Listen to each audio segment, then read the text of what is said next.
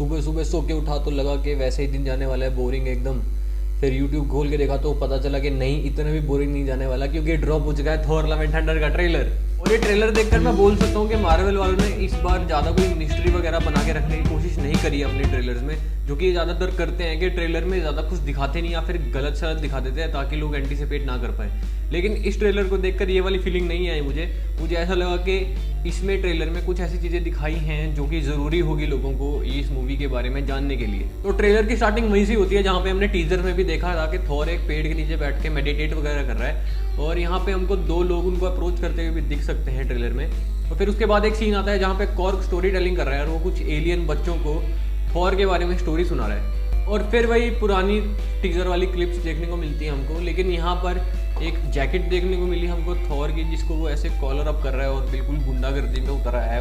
पता नहीं क्या करेगा आगे जाके, तो पिक्चर देख के ही पता चलेगा। इस सीन में सारे गार्डियंस भी हैं उनके साथ, दिख सकता है हमको ट्रेलर में अगर आप ध्यान से देखो तो। फिर एक सीन आता है जहाँ पर अर्थ दिखाई जाती है, और जो अर्थ पर नया एस्गार्ड बना था वहाँ पे एक टूरिस्ट प्लेस सा बन गया है, क्योंकि काफ़ी सारी मतलब सेल बोट्स भी हैं यहाँ पे और टूरिस्ट बोट्स भी हैं जो हम देख सकते हैं।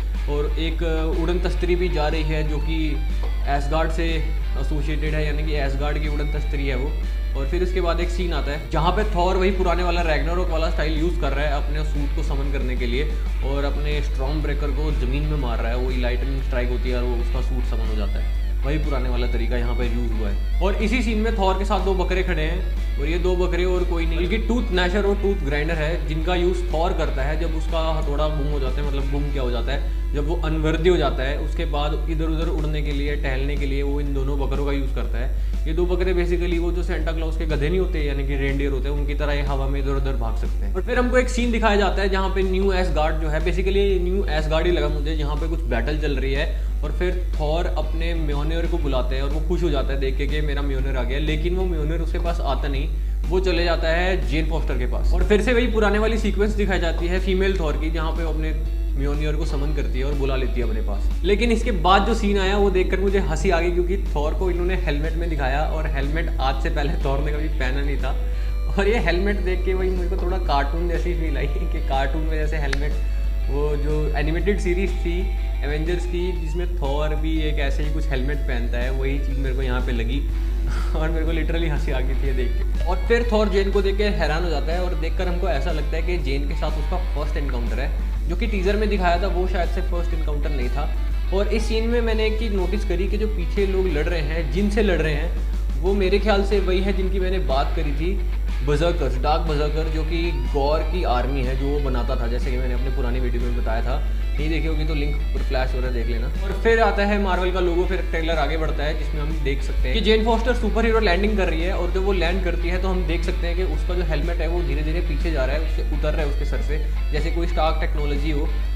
क्या पता वो अपने आप इस चीज़ को कंट्रोल कर सकती हो कि कब उसका हेलमेट आए कब नहीं आए, देख के ही पता चलेगा मूवी को। और फिर अगला सीन देखकर हमको ये भी पता चल जाता है कि थॉर भी एक नंबर का सिम्प है, और वही जैसे हार्ड कोर आशिक होते हैं ना, उन्हीं की तरह है। और उसको ये भी याद है कि कितने साल कितने दिन हो गए उसके ब्रेकअप हो गए, जो जेन को तो याद भी नहीं रहती है चीज़। तो थॉर स्टॉप सिम्पिंग। फिर इसके बाद वाले सीन में हम वैल्करी, जेन फोस्टर और थॉर को ओलंपस जाते हुए देख सकते हैं, जो ग्रीक गॉड्स का बेसिकली जो होम है। जैसे एस्गार्ड है वैसे ही ग्रीक गॉड्स के लिए ओलंपस है, तो इसमें हम इन तीनों को जाते हुए देख सकते हैं। फिर हम एक छोटे से सीन में ये भी देख सकते हैं कि थॉर और जेन फोस्टर वही अपनी उड़न तस्तरी में बैठ के कहीं जा रहे हैं, और थॉर ने स्टॉर्म ब्रेकर को कहीं फिक्स कर दिया है, वही बायफ्रोस्ट को समन करने के लिए मेरे ख्याल से। और फिर इसके बाद यहाँ से ट्रेलर का जो माहौल है वो थोड़ा लाइट अप होना शुरू हो जाता है, और जो लॉन्ग अवेटेड होती है गॉर द गॉड बुचर की फर्स्ट अपीयरेंस वो हो जाती है। और मैं ये इसकी फर्स्ट अपीयरेंस देख के ये बोल सकता हूँ कि कॉमिक एक्यूरेट नहीं है, ये थोड़ी सी डिफरेंट है और डिफरेंट टेक लेने की कोशिश करी गई है, जो कि मार्वल वाले हमेशा करते ही हैं। लेकिन यहाँ पर इसकी ये जो फर्स्ट लुक है, इसको देखकर मैं थोड़ा सा डिसअपॉइंटेड हूँ, क्योंकि गॉर द गॉड बुचर की लुक थोड़ी सी बैडएस है यार कॉमिक्स में, उसको थोड़ा सा ज़्यादा जंगली दिखाया गया है, यहाँ पर इसको थोड़ा सा ह्यूमन टाइप में दिखाया गया है। लेकिन फिर भी there is always a room for improvement, और देखते हैं आगे क्या होगा मूवी में। और फिर इसके नेक्स्ट सीन में हमको नेक्रोसॉर्ड की भी फाइनली एक फर्स्ट लुक दिखा दी गई, और इसको देखकर मुझे ऐसा ही लगा कि इसको डिफरेंट लुक दिया गया है एज़ कम्पेयर टू कॉमिक्स, क्योंकि कॉमिक बुक्स में जो नेक्रोसॉर्ड है वो गॉर के अंदर से निकलती है, मतलब अंदर से वैसे नहीं, मतलब उसके हाथ से निकलती है, मतलब उसके कंट्रोल में रहती है। और यहाँ पर उसको बिल्कुल अलग दिखाया गया है, क्योंकि इसी सीक्वेंस में गॉर हमको बोलते हुए सुनाई दे सकता है कि सारे गॉड्स सेल्फिश हैं और इसी वजह से उनको मर जाना चाहिए, और इसी सीक्वेंस के दौरान उसकी जो गॉर द गॉड बutcher बनने से पहले वाली लुक थी, जो मतलब नॉर्मल वाली लुक थी, वो भी रिवील कर दी गई और दिखा दिया गया कि इसको भी थोड़ा सा डिफरेंट ही टेक दिया गया है कॉमिक बुक से कंपेयर। और फिर जैसे कि मैंने बोला था कि थॉर स्टॉर्मब्रेकर को फंसा के बाइफरोस्ट को समन करके कहीं ना कहीं तो जाते हैं और वो वहीं जा रहे हैं मेरे ख्याल से, ओलिम्पस। और फिर इसके अगले सीन में जेन फोस्टर फ्लिप मार के ओलिम्पस के कुछ सोल्जर के साथ फाइट करते हुए दिख रही है हमको। और हम इन्हें यहाँ पर एक चीज़ नोटिस करी है कि जेन फोस्टर वो टूटे हुए म्योनियर के टुकड़ों को अपने विल के साथ डिसमेंटल और जोड़ कभी भी सकती है। मतलब जोड़ने का तो मुझे पता नहीं, यहाँ पे मुझे उसको टुकड़ों को फेंकते हुए तो दिखी है वो बेसिकली यहाँ पर। और फिर इसके बाद हम गॉर द गॉड बutcher का स्कैरी सा लुक देख सकते हैं और हम ये भी देख सकते हैं कि यहाँ पर वो तलवार को किसी जगह पर घुसा रहा है। बेसिकली ये फाइनल सीन्स होंगे या फिर क्लाइमैक्स होगा मूवी का। और फिर इसके बाद यहाँ पर कुछ लाइटनिंग सी होती है और ये लाइटनिंग देख के इतना तो पता चल ही गया है कि थॉर ने किया है और थॉर की वजह से ही यहाँ पर कुछ तबाही वगैरह हो रही है। और फिर थॉर बोलता है you should never forget your first. इसका मतलब यही है कि वो एक रेफरेंस दे रहा है गॉर की तरफ से, क्योंकि गॉर उसका बहुत पुराना एनिमी है और गॉर को शायद वो अपना पहला एनिमी भी मान सकता है, क्योंकि गॉर ने भी बहुत कांड करे हुए हैं पहले, बहुत सारे, मतलब इतने गॉड्स को स्लेव बना रखा है उसने, जो मैंने अपने पहले वीडियो में बोल रखा है, तो मतलब अनगिनत। और जब गॉर की एंट्री वाला सीन दिखाया जाता है हमको ट्रेलर में, तो हम यहाँ पर एक सीन में एक बक्से या फिर एक चेम्बर को देख सकते हैं। ये देखकर हमको थोड़ा सा ये पता लगता है कि यहाँ पर किसी न किसी गॉड को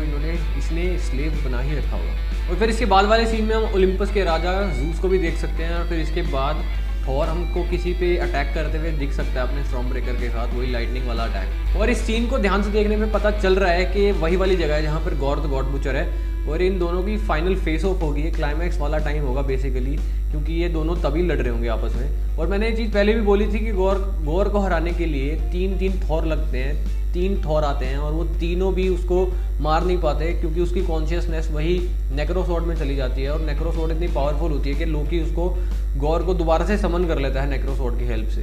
और फिर इसके अगले सीन में हम वैलकरी को गॉर द गॉड बutcher से फाइट करता हुआ देख सकते हैं और ये उसी लाइटनिंग बोल्ट का यूज़ करके जिसको हमने जूस को उठाते हुए देखा था टीजर्स में भी और इस वाले ट्रेलर में भी। और मेरे ख्याल से ये फाइनल सीन ही होगा दोबारा से जहाँ पर वैलकरी उसके साथ फाइट कर रही होगी। और फिर हम एक छोटी सी झलक देखते हैं थॉर की, वो कुछ लुंगी सी पहनकर वही ओलिम्पस के सोल्जर्स के साथ फाइट करते हैं और यहाँ पर उसके पास स्टॉर्मब्रेकर नहीं है। अगर आप नोटिस करो तो वो किसी चेन से लड़ रहा है और वो चेन का एक स्लैश ही वो सोल्जर्स को बीच में से चीर रहा है बिल्कुल। तो यहाँ पर ये कुछ एक नोटिस करने वाली बात लगी मुझे। और फिर इसके बाद वाले सीन में हम गार्डियंस को भी किसी न किसी चीज़ से फाइट करता हुआ देख सकते हैं। तो ये मूवी के इनिशियल सीन्स हो गए जहाँ पर थॉर अपने आप को कुछ एक्सप्लोर कर रहा होगा और भी ज़्यादा, और यहाँ पर ये फाइट कर रहे होंगे किसी ना किसी से यूज़ करके गार्डियंस की हेल्प का। और फिर इसके बाद वाला सीन बहुत ज़्यादा इंटरेस्टिंग लगा मुझे, क्योंकि गॉर और थॉर एक दूसरे को चैलेंज करते हुए नज़र आ रहे हैं हमको यहाँ पर। और ये चीज़ मेरे को तो देखने में काफ़ी इंटरेस्टिंग लगी, क्योंकि देखने में मज़ा आएगा कि कैसे इन दोनों की फाइट को पुल ऑफ करते हैं लोग। और फिर ट्रेलर के फाइनल सीन में हम जेन फोस्टर को लाइटनिंग को समन करते हुए देख सकते हैं। और अगर हम पीछे ध्यान दें तो काफ़ी सारे मुंह बने हुए हैं, काफ़ी सारी मूर्तियाँ बनी हुई हैं, जैसे माउंट रशमोर में बनी होती है ना अमेरिका के माउंट रशमोर में, वैसे ही यहाँ पर बनी हुई है। तो इसमें से काफ़ी सारी हैं। तो सबसे पहला थोबड़ा है डेथ का। तो डेथ भी एक बहुत पावरफुल एंटिटी है जो मार्वल कॉमिक्स में एग्जिस्ट करती है। और फिर दूसरा थोबड़ा आता है लिविंग ट्रिब्यूनल का। ये भी बहुत ज़्यादा पावरफुल है, 3 सर होते हैं इसके और इसका बेसिकली काम होता है सारे यूनिवर्स पे नज़र रखना और बुराई को ख़त्म करना नज़र रख के।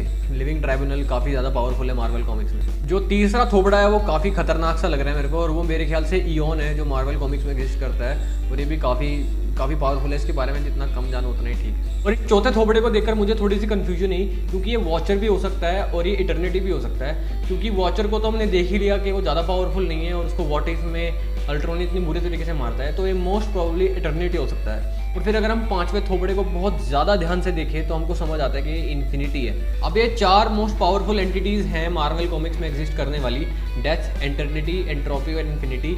इनके बारे में हम बात कर सकते हैं ऑब्वियसली, लेकिन एक अलग वीडियो में।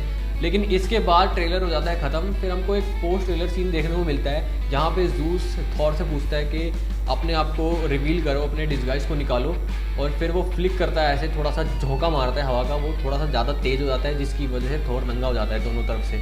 और फिर पीछे बैठ के जेन फोस्टर और वैलकरी मज़े ले रही हैं उसके। ये हरासमेंट नहीं चलेगी ऐसे, गलत बात। और फिर इसी के साथ फाइनली ट्रेलर हमारा हो जाता है ख़त्म। और इस मूवी के लिए मैं तो बहुत ज़्यादा एक्साइटेड हूँ, बस इसका जो रिज़ल्ट है वो मल्टीवर्स ऑफ मैडनेस की तरह ना निकले और इसकी स्टोरी लाइन अच्छी जाए। लेकिन मुझे ट्रेलर को देखकर थोड़ा ऐसा भी लगा कि इन्होंने CGI के साथ थोड़ा सा कॉम्प्रोमाइज़ किया है। बस ये मून नाइट की तरह ना निकलेगी, जैसे मून नाइट में इन्होंने बहुत ज़्यादा कॉम्प्रोमाइज CGI लगाया था। और टाइका वाइटिटी एक अच्छी ही मूवी डिलीवर करते हैं हमेशा, पर let's hope for the best कि क्या होता है इस मूवी में। That's it for the today's video. And अगर आपको ये वीडियो अच्छी लगी तो इसको लाइक कर देना। लाइक करने के बाद करना कमेंट करके बताना अपने views Thor and love and thunder पे। आप कभी बताते तो नहीं, मैं बोलता रहता हूँ, बोलूँगा, आगे भी बोलूँगा। और अगर इस चैनल पर नए हो, वो नीचे लाल वाला बटन है सब्सक्राइब वाला, उसको सब्सक्राइब करो, ग्रे करो, सब्सक्राइब करो चैनल को please. And stay connected for more.